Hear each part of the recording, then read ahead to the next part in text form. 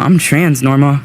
He's the undisputed champion of my heart. The website to cancel Xbox Game Pass subscriptions literally crashed. I'm not kidding. Right after the price hike news dropped, people rushed to cancel their subscriptions, and the site just couldn't handle it. You love to see it, right? Microsoft drops a 50% increase, and the first thing that happens, everyone goes, yeah, no thanks, and the servers tap out. And look, it's not even about Xbox fans being dramatic. Nobody likes seeing prices go up for the same product. We've seen it with Disney Plus, with Netflix, now with ESPN snatching up WWE events.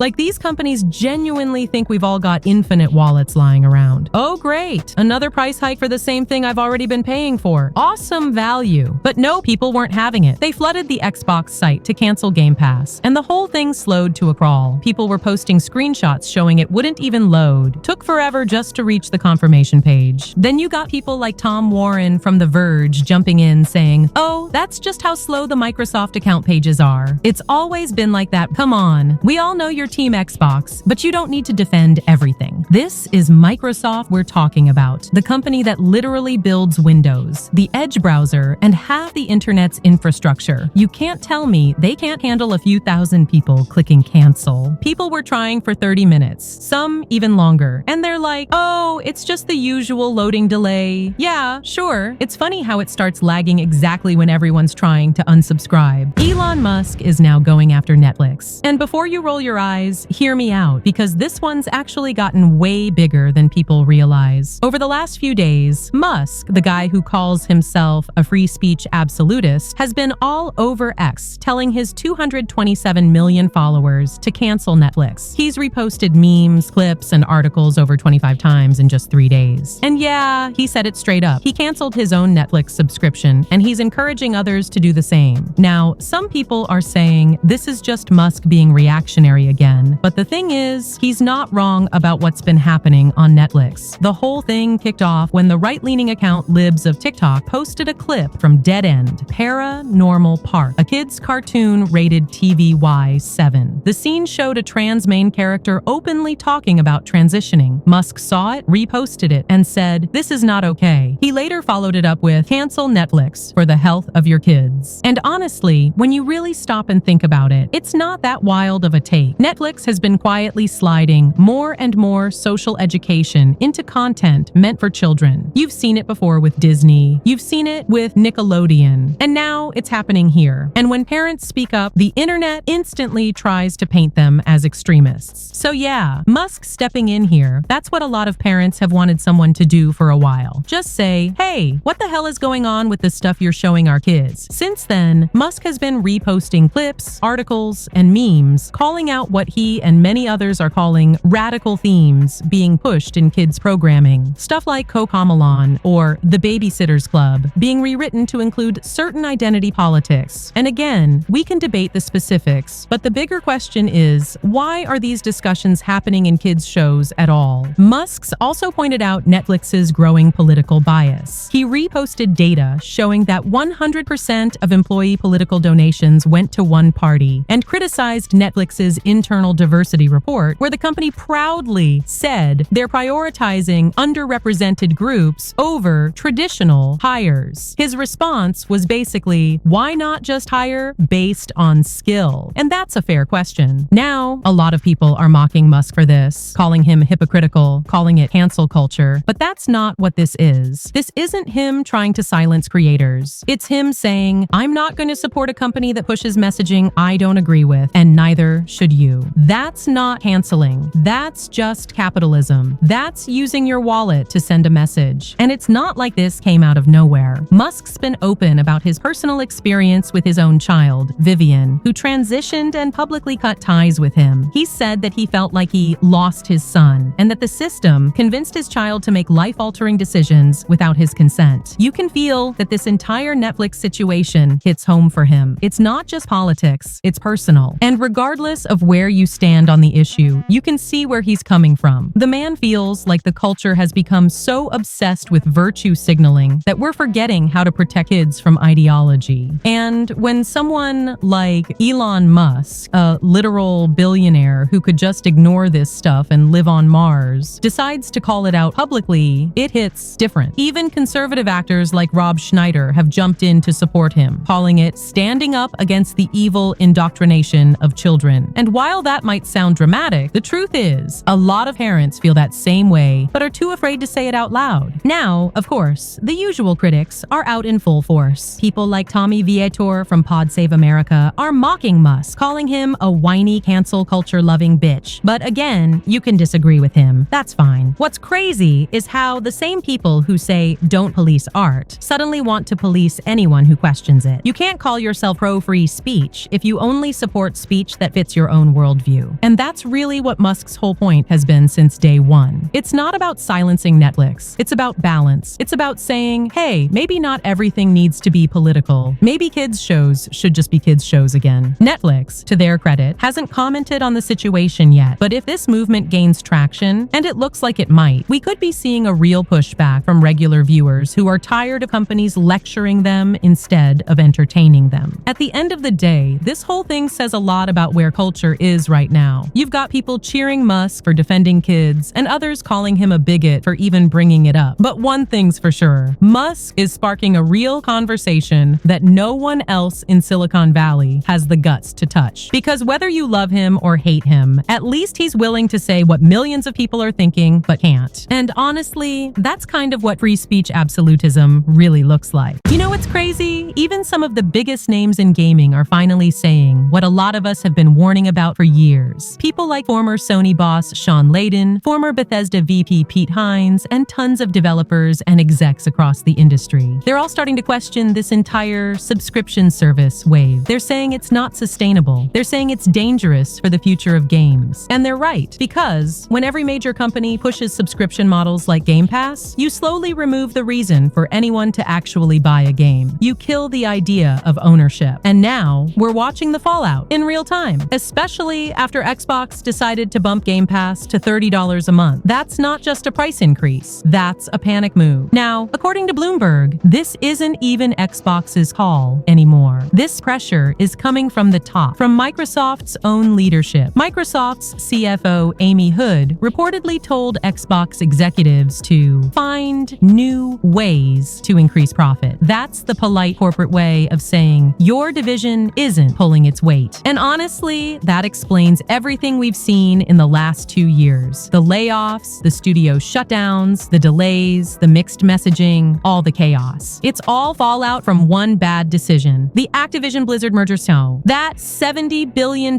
deal has done more damage to Xbox than anything before it. Because that acquisition didn't just change Xbox's strategy. It changed how Microsoft views Xbox. Before the deal, Xbox was the cool project, the fun side of Microsoft. After the deal, it became a liability, a number on a spreadsheet, and you can see the pressure trickling down. Game Pass growth is flatlining. Back in 2020 and 2021, it was up by 80%. People were hyped. They believed in it. But from 2022 to 2024, that growth dropped to just 36%. That's almost a 50% slowdown. Right now, they've got about 34 million subscribers as of February 20th, 2024. And yeah, Xbox keeps saying Game Pass is profitable, but profitable doesn't mean successful. It just means they're not bleeding money yet. Because when you look at the costs, running dozens of studios, constant marketing, paying third-party publishers for Game Pass deals, it's easy to see why Microsoft's getting cold feet. Even with $5 billion in yearly revenue, Microsoft isn't satisfied. Not because that number's bad, but because their expectations were ridiculous. They thought buying Activision Blizzard would make Xbox explode in popularity overnight. Instead, growth slowed down. Call of Duty's weaker than ever, and the division looks like dead weight. And this is where it gets worse. Microsoft's focus has shifted almost entirely toward AI. That's their new gold rush. So when they look at the gaming side, which costs them billions every year in overhead, it doesn't look attractive anymore. The enthusiasm is gone. They're seeing a huge, expensive division with slowing growth, and you can imagine those boardroom conversations. Why are we still doing this? Why isn't this scaling? Even the former FTC chair, who tried to stop the Activision deal, came out and basically basically said, "I told you so." She said Microsoft is too big to care after the Game Pass price hike. And honestly, she's right. Because remember, during that FTC trial in 2022, Microsoft swore that Game Pass prices would not go up as a result of the merger. They literally told regulators that it wouldn't happen. Fast forward to 2025, and prices are up 50%. Yeah, that lie didn't age well. And here's the sneaky part. The new pricing changes kick in November 4th. What comes out 10 days later? Call of Duty Black Ops 7. Which means if you sub around launch and stay through December, you've basically just paid them over $60, the exact price of a full retail game. You see the pattern? They're not selling you a product anymore. They're trapping you in a cycle. It's a deliberate move. They know millions of people will resubscribe for Call of Duty, and that's how they'll squeeze every last cent out of this franchise. But here's the thing. It might not even work this time, because Call of Duty fatigue is real. The Black Ops 7 beta numbers are terrible. Steam and Twitch combined barely hit 74,000 concurrent players. For context, Battlefield 6, a game everyone said was struggling, peaked between 300 and 400,000. That's nearly 5 times higher than Black Ops. Even Treyarch devs themselves are worried. They've publicly admitted they're concerned about series fatigue after doing back-to-back games. And who can blame them? The same yearly cycle, the same formula, the same engine tweaks and rebrands. This franchise has been milked dry, first by Bobby Kotick and Activision execs, and now by Microsoft, who promised things would change, that studios would get creative freedom. Instead, every single studio is back to one thing: Call of Duty. The reality is, Microsoft is desperate to make this purchase look worth it. They need to justify spending $70 billion.